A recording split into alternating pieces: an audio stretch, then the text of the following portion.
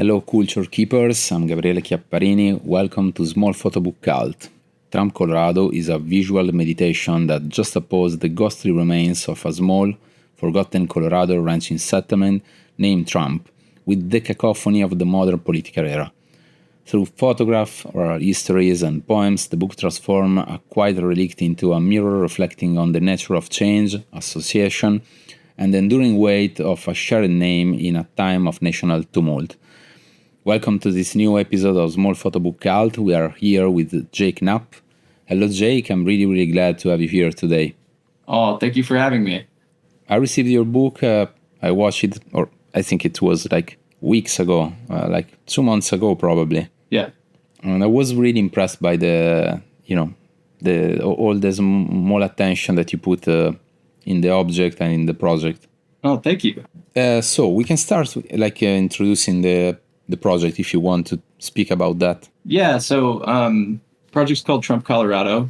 It's based off of, the name comes from a settlement in central Colorado that no longer exists, but it was kind of thriving and active in the 1920s and 1930s. It was basically just a small agricultural settlement, and it just kind of fired up and burned out in this short time. And it's off in a very remote section of Colorado. And the photographs in the book come from 3 trips that I did to Trump, Colorado, and kind of some other peripheral photographs from that time period that weren't from the trips, but just felt like they tonally matched what I was doing in the photographs that I took on the trip. And then it's accompanied by this text, which is an oral history from a woman who lived in the former settlement. And that all together kind of comprises the book. What is the book about? Why you felt this need to do this project? I was just really fascinated by this place, and I found it on this website, and it had this tab that was like a places named after tab. So I just put in Trump just out of curiosity.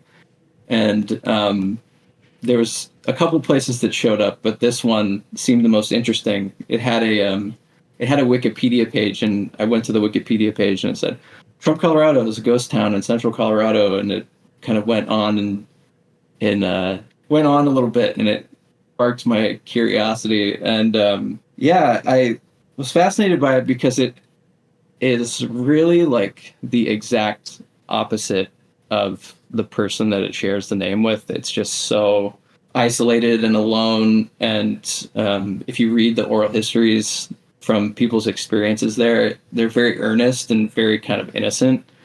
And so that, I don't know, that comparison was really interesting to me. So I just wanted to explore that more. And I read somewhere that you decided to go in this specific place in 3 specific days, right? Yeah, so I did 3 trips. I did a trip in July of 2019, and then 2 trips in 2020, one in January of 2020, and another in November of 2020. And what happened in that day? So the first trip in July was very much like immediately derailed. I started driving I live in Washington State, and I started driving to Utah because that was going to be my first stop. And I blew out a ball joint on my truck. And it just so happened that happened during Pioneer Days, which is like a big Mormon holiday in Utah. So everything was closed, and I couldn't get my truck fixed for a couple days. So everything I had already planned was out the window. And I ended up in Ogden, Utah for a couple days. And I don't know. The first picture that I took that kind of like helped me realize that like what had happened to me was a good thing was there's a picture early in the book of the man in the cowboy hat holding his dog in the parking lot. And that was during like a Pioneer Days parade.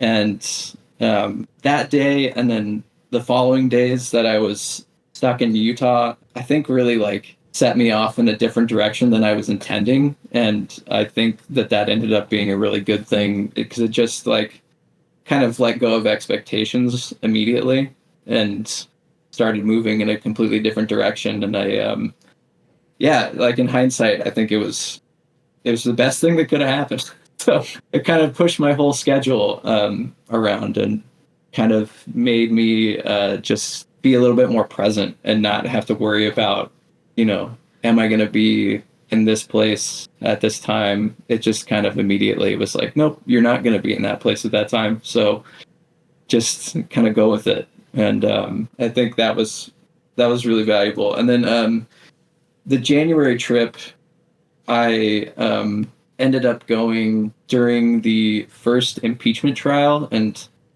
I just thought that was an interesting time to go and a time to be, kind of more just be in the country and see what was going on. And politically, obviously, it had like an interesting counterpoint. But yeah, I did that, and I think with that trip, I think I was already starting to see and like fill in the gaps of like what I maybe thought was missing. And initially I hadn't even planned on doing any more trips. I had done the first one, and I felt kind of fulfilled by it. I was just like, okay, I did this thing that I wanted to do, and I wasn't really planning on pushing it forward. And then I showed the work to some people, and they were like, you should go back and just like see what else you can find, and like see what else happens. And then I kind of took that to heart and started building it out a little bit more intently. And then January was very much that second, like, okay, just let's do this again and see what happens. And then November, I went in the lead up to the election, and this is obviously like the first year of COVID. And so by November, things were still very much locked down and a little bit more tight, but I went just as a way of, again, just like kind of seeing what I could find in a way, seeing how I could build out this body of work and just in a different way. And like being out during that time was really, really strange and really interesting. Traveling alone in that time was it was good. I mean, there was a lot of good about it, but it was also it was especially isolated, like more isolating than it would be than like a normal, solo road trip. But and then just again doing it kind of at a moment of like a political counterpoint to just what the work is about. And again, like all these trips are going to this place that just could not be more opposite than the person it shares the name with. So I just really kind of dove into that. When you felt that this can be a project, like when you start to feel that it can be a book and can be something more than just one trip taking pictures? I think during the lead up to the second trip, I started to feel like there's more there. Like I said, I wasn't gonna do another one. I was pretty fulfilled by the first one, and then I was like, maybe I was gonna make a zine or something, and then I just some people really like pushed me to give it another shot. Felt there's more there for sure to explore. And then by the time I had gotten done with that trip, I was very much like, I want to make a book of this work. And then by the time I had finished the last trip, I'd known that there was no more there for me to photograph really. And then actually after I was done shooting, that's when I found this local history archive in Colorado, and they pointed me in the direction of all these oral histories and these photographs. So I found the photographs on their website. That's where the archival stuff comes from. And I had started looking at that, and then I reached out to them. I sent them an email. It's like, hey, what do you have on this place? Could you send me all the stuff that you have? And this guy, Evan, who worked at the archive, was super nice, and he just started sending me all the stuff. Like there's all the oral histories come from that, all the photographs. There's a painting from really early in the book, and all that stuff. So once I got that, it kind of created a backbone for what I was trying to express photographically, because the oral histories are very kind of sweet, and it just like it really gave it like another I don't know. It really gave it like another counterpoint to just politically what was going on at the time. And I think once I had that stuff and I had started finding ways to get it into the sequence, that really like put me in the direction that I ended up. I think it gave it a backbone, which it didn't fully have. It needed something to kind of bounce off of, I think. So once I had that, I think it really put me in the right direction. And how did or how much the project evolve as you were shooting? It evolved a lot, I think, in the sense that I don't think, photographically things really evolved by much, but I think I had started to pick up on things that I wanted to express just in terms of expressing change in a certain way, where there's these kind of like long form and short form changes going on in the book, where in some instances I'm going back to the same places and photographing again, separated by time. So like there's a shot in July, and then there's a shot from the same place in January, and like understanding how like specific things are changing within a certain time frame, but then also just like how all of this is happening, especially in Trump, Colorado, and the settlement. Like nothing, the landscape is so open and the landscape is so vast. That is not going to change for hundreds or thousands of years. It's so consistent in the way that it, especially where it is, it's not a very volatile landscape. It's really very open and it's very peaceful. And there's not even like big stands of trees, really. It's like all of these things, the change geographically is happening there extremely slow. And so there's like all these different layers of change where, obviously like politically everything's changing in the country, but like, I got really interested in it, just expressing and like trying to find ways to explore change in that way. So that like the one that you're looking at now is a good example where if you go back one, like that's the same place in July, and then the following picture is in January. And there's a few instances in the book of going back to the exact things and just expressing change in that way and just seeing what's happening. And then I think that's if there's an evolution of the work, that probably is the most direct one. And then really when I started to put in the oral histories again, it really changed the tenor of the book. It really changed the tone. So that I think that was probably a very big jump too, where once I found that stuff and I had something to, I had a kind of more of a foundation to lay the work on top of, I think that changed what the final object ended up being. And after reading that text, you also went for looking specific pictures or not? Yeah, so like so the text I didn't have until after I'd photographed everything, but it did kind of play into which archival photographs I used. So I tried to pair the archival photographs kind of with the text that I was using, but I didn't get any of the text until after I had done my trips. Which photographers have inspired you for this work? As back then, I would say, I love South, obviously. Jenna Tempo has always been a huge inspiration for me. I know it's come up on your podcast before, but Sam Contis, her book Deep Springs is just like, it means so much to me. It's like, it's truly one of my favorite books. And that book especially was a huge inspiration for the way that I treated some of the work in this.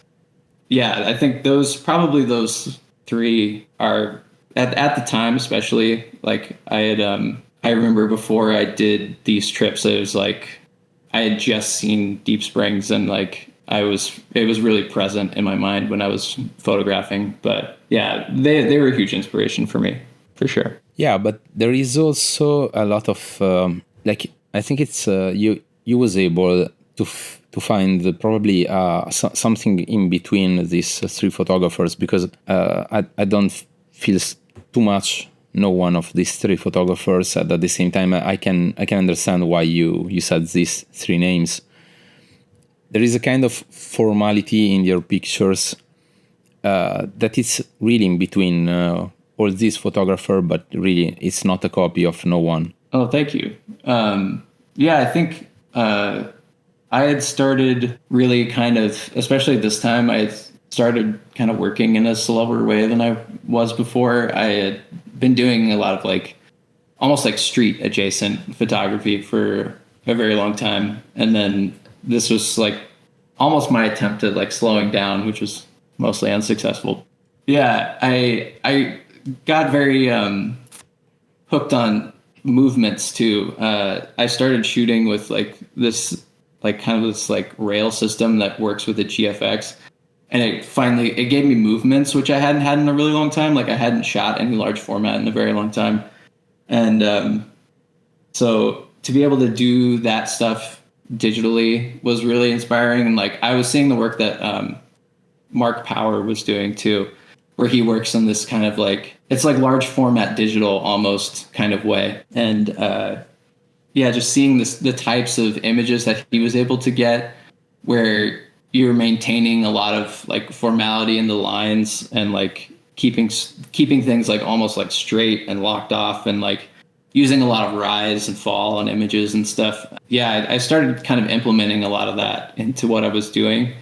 And I think it probably pushed me into like a little bit more of a formal space. But yeah, for whatever reason at the time, I was I was very I don't know, against having distorted lines. Yeah, but yeah, you know, it's really something that you see from the start of this work. There is a lot of architectural photography in this work, also in the portraits, like everywhere. And I think it's a good mix, and also referring like to the title that it's a place.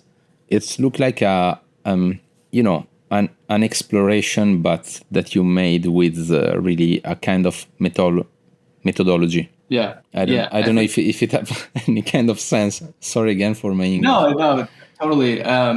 I do think that there was something that I had cued into, like not even just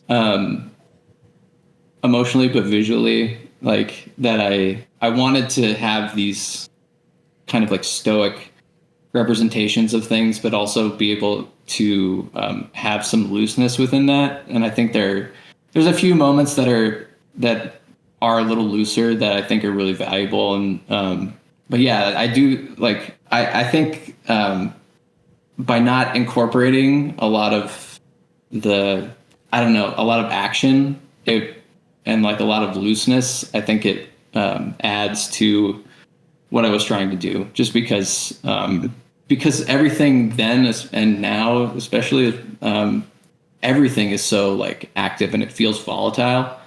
And I wanted it to feel quiet. I wanted it to feel quieter and a little bit more subdued. Yeah, I feel it. Like there is a kind of rest, a kind of, you stop for a second and you watch it, and it's really rigorous, and all these lines that are really straight, I think really fight a bit against the title, if you mean the title as the person, and they really work in the same direction if you think about a geography exploration of a place. Yeah. And this photograph is one that I took before I did any of my trips, and I think too, like there's something in this that I really loved, and it's just a woman holding a bouquet of flowers like alone in an empty parking lot. And this is like April, I think it's like April or May 2019. And there's just like such a quiet and like peace in it, but there is like a formality in it. And there was something about it that kind of sparked what I was, trying to express at the time, where I just, for whatever reason, I kind of latched onto this, and I just wanted to imagine things like this happening all the time, because everything else felt everything else felt volatile and everything else felt kind of loud, and this is so quiet. And I think for me, it's like it kind of pushed me to want to explore that like quieter side of things. I also like the fact that that there is not all the time, but a lot of time there is this kind of distance between you and the subject. Yeah.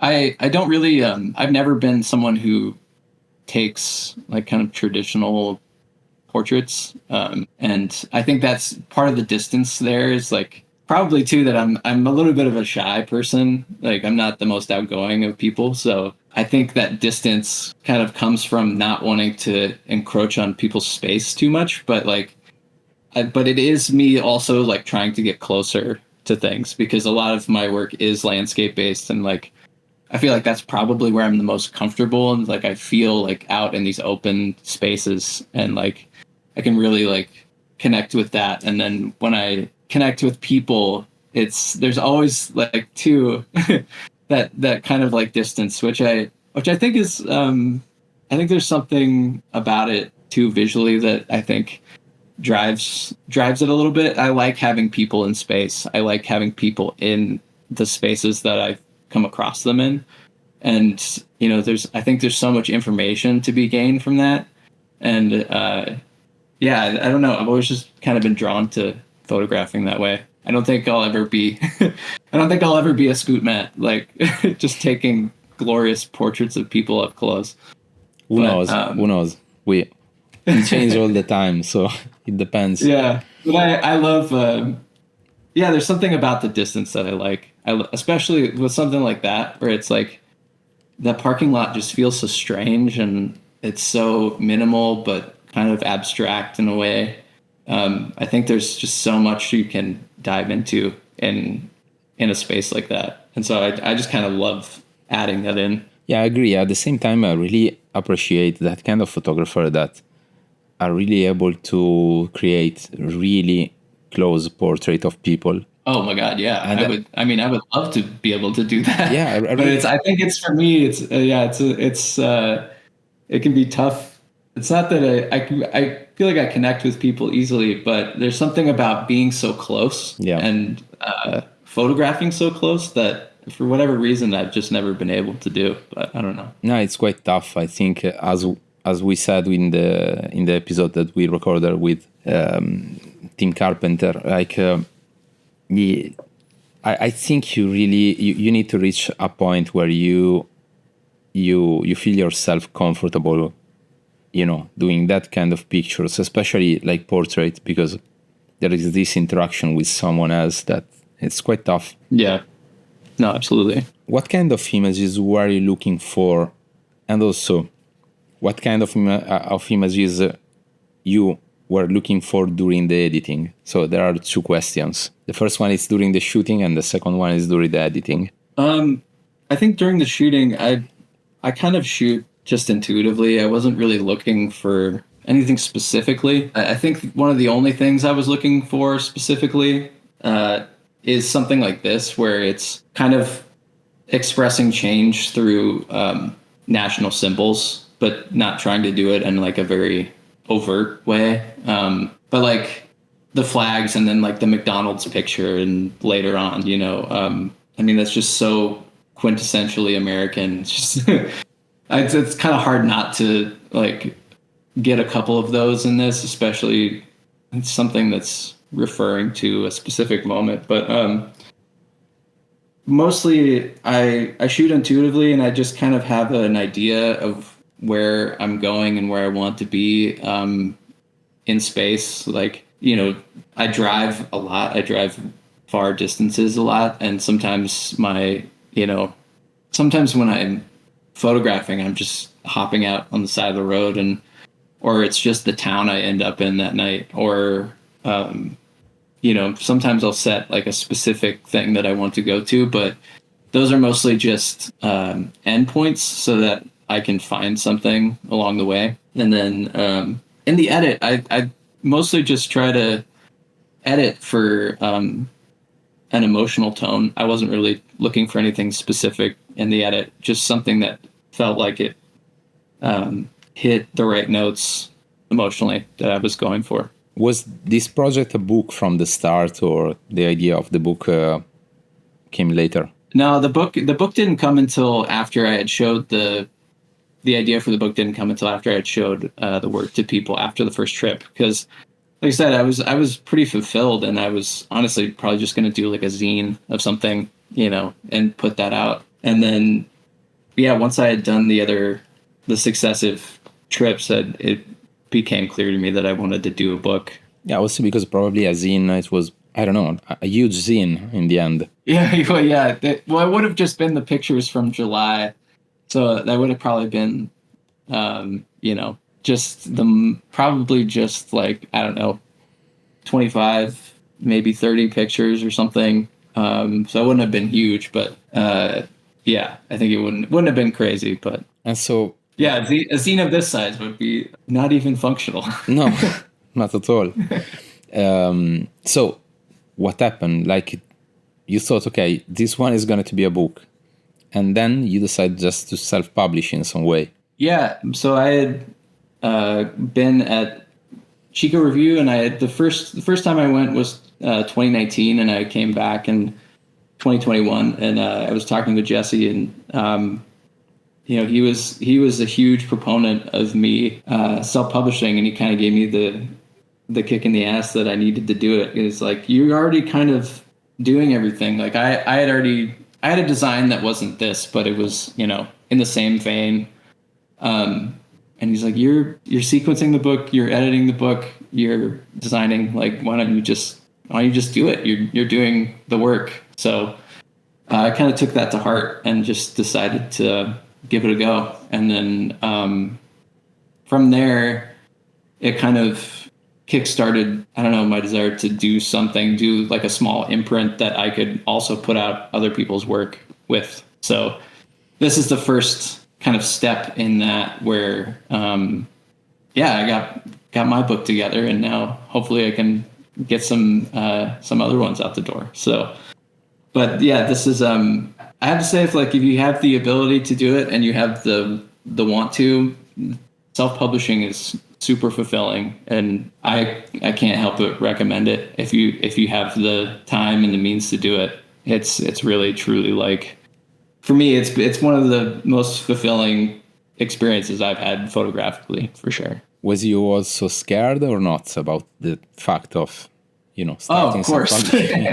Yeah, of course. Not so much about making the book, but just distributing the book, because just like, it kind of goes against my nature. It's like to just be cold calling people and sending emails and kind of being incredibly outward, so that part of it was scary. It's become less scary, but the first email you send out, when that's basically like, I made this project and I hope you like it, and please, do you want to support and buy some books? It's a very vulnerable thing, I think. And God bless Kyle from Baltimore Photospace for being the first one to email me back. Well, man, without any feedback, it would have been rough. But it's gone pretty well so far. So I'm excited. So you founded the Constituent. Yes. Yeah. Constituent is just me in my basement, but yeah, it's already kind of turning into something that I hoped it would be. We working on a couple books for next year, and then it's also like an online side of the site, which I'm launching the first one of those for on Thursday, and basically it's exploring the work of other photographers as well, and I almost want it to be almost like a small arts organization as opposed to an imprint. Like, I don't want to just do books. I want to do other things too. So we'll see what happens. Yeah, it seems to be a beautiful project, though. So thank you. Let's hope, finger crossed. But until now, I think it's going good, right? Yeah, it's going good. I mean, we've made it most of the way through the edition of the book, which is really exciting, and like got it into some shops, and they're starting to build a foundation. And it's just been really rewarding. I mean, all of it, even everything that's been tough about it, has been really valuable. But let's imagine for a second that you can choose a publisher for publish this project. Do you had someone in mind? Oh man, probably. I mean, I love love TBW.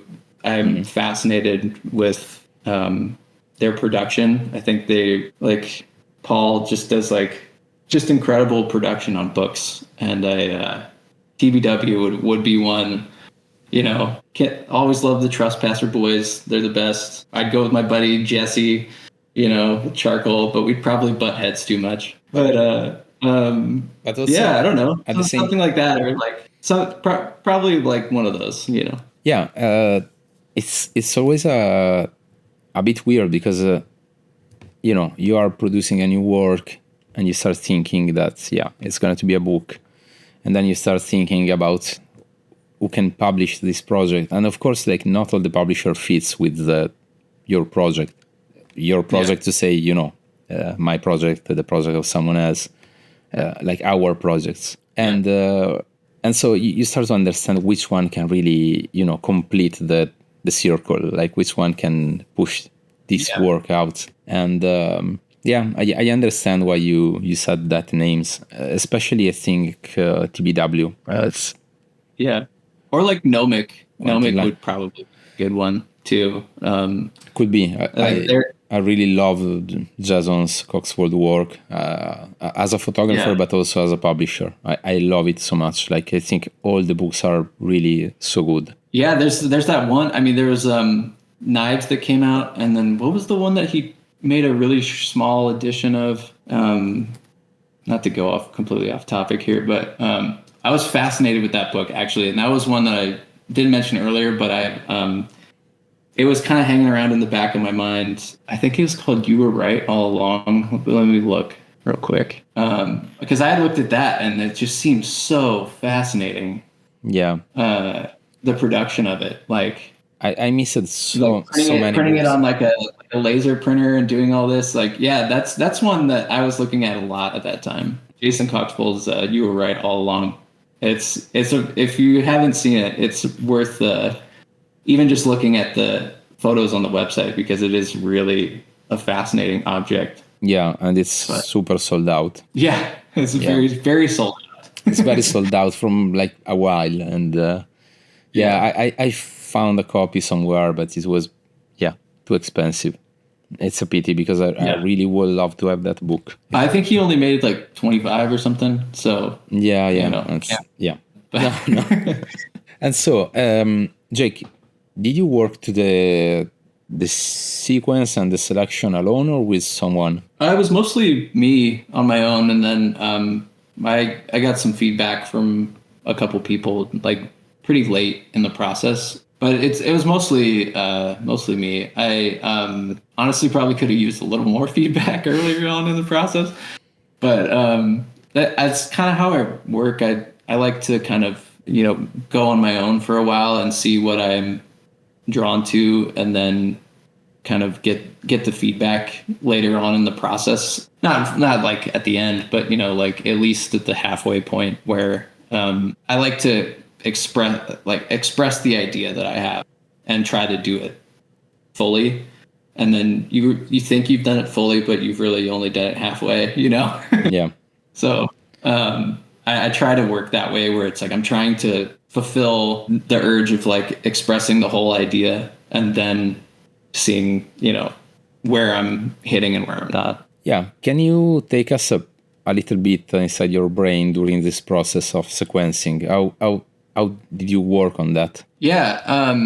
So at the beginning, once I had the oral histories, I wanted to let that kind of set the tone at the beginning. And then, you know, with something like this, I just wanted like a kind of a beautiful opening shot with like a hint of something in it, you know. And then once I had the oral histories, there's the main big text at the beginning, and she's talking about what it's like to live there, what, you know, like what kind of crops they can grow. Even like there's this line that I think about a lot, where she's talking about the grass around where they are and how there's not much of it, but it's strong, and, you know, it's good for the livestock. And so I wanted to open with like that opening of the tree in the field after the main text, and it just kind of like set you in what that place is, because there's only there's only, I think, 6 photographs of where the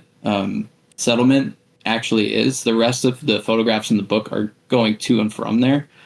And so I wanted to like kind of immediately set you like, this is that place. And then sequencing, I just kind of tried to feel out an arc that I liked from there, and just every now and then checking back in with that place.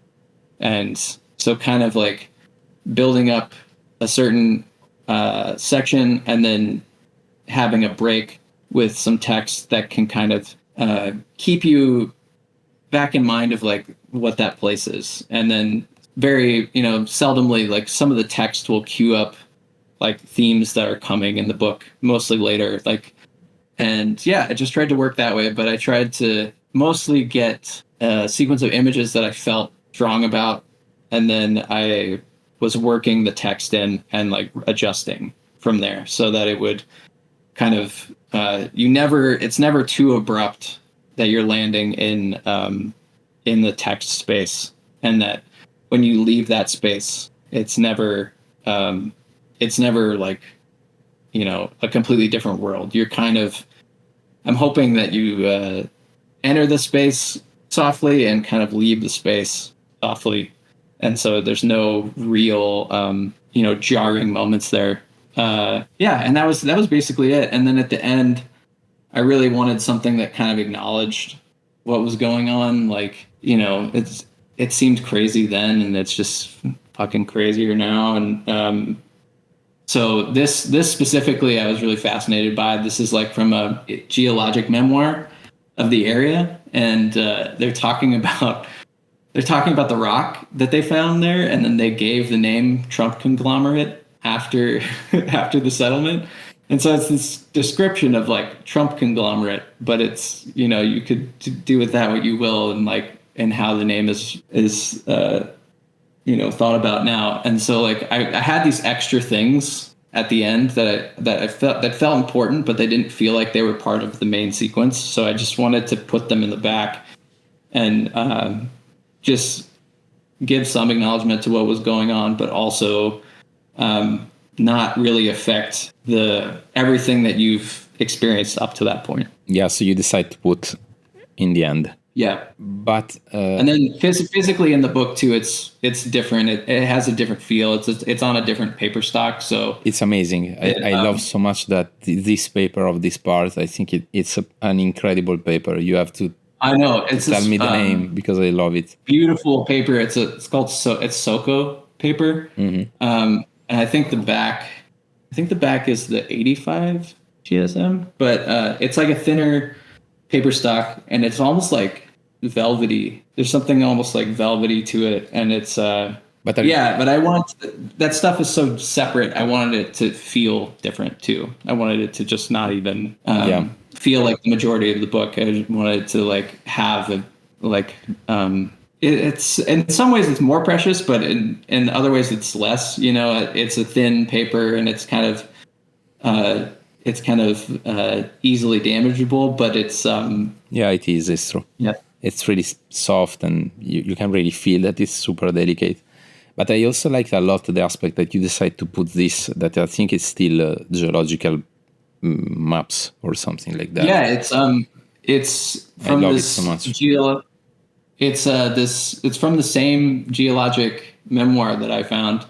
They would make maps that accompanied these books, and it's the map from there. And if you look on the opening end sheet, you can actually see where the settlement is on there. You can see Trump. It's like on the inside it's on the very inside on the cover side of the first end sheet. And so I'm hoping people find it. I don't know if anyone ever has, but it's like, even that, it's like kind of sets you in a, it's like go down, keep going, and then go to the right. Yeah, right there. Oh, here. Yeah. So I wanted it to, because the space is also so vast and open, I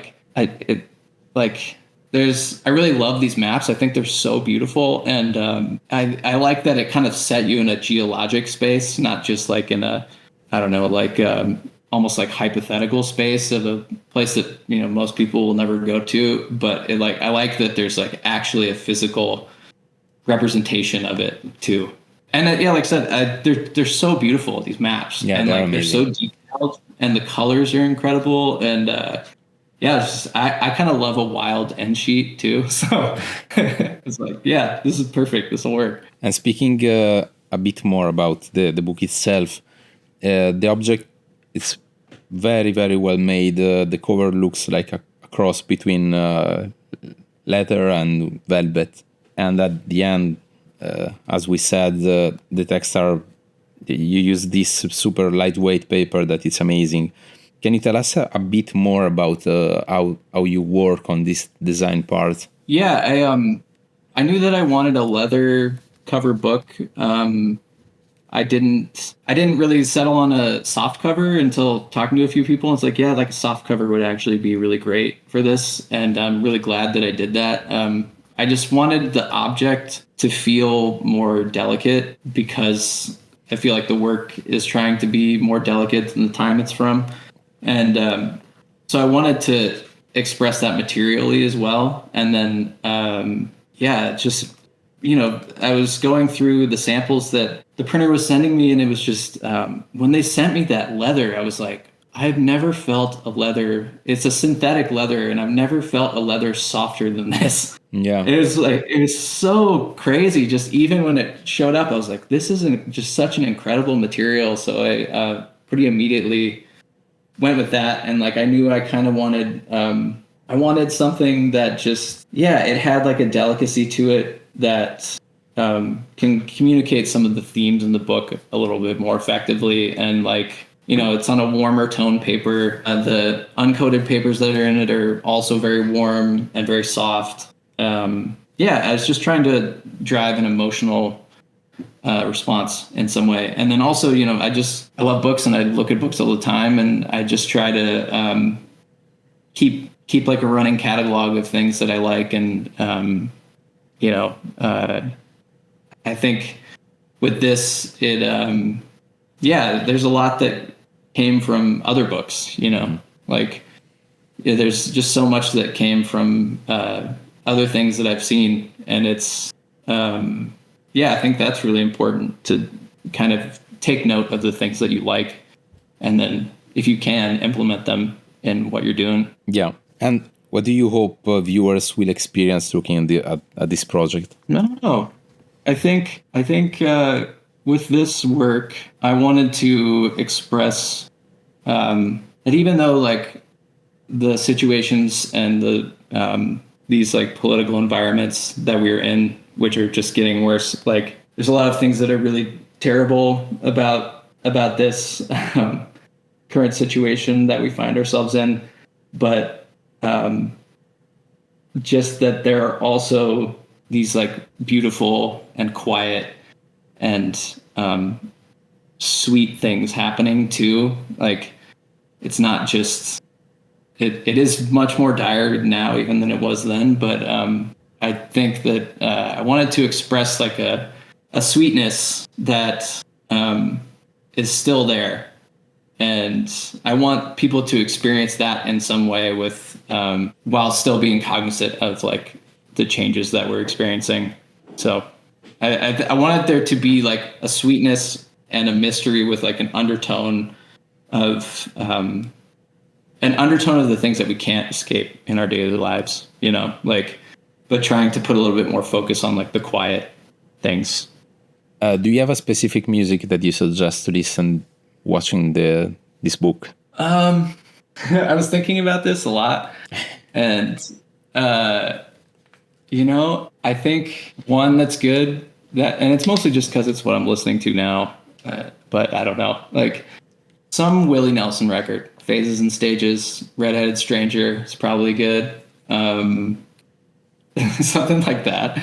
Maybe at the time, I don't even remember what I was listening to at the time, but I'm kind of like I'm all over the map, man. I'm like from one minute to the next, I'm either listening to like My Bloody Valentine's Loveless, and then like an hour later, I'm listening to Faces and Stages. So I'm like all over the map. But yeah, I would say like probably something that's in line with this work. It's like, yeah, listen to Red-Headed Stranger or I don't know, Shotgun Willie or something, something like that. Do you learn something during the process of doing this project that can help other photographers to do a better job? I would say give yourself time to do things.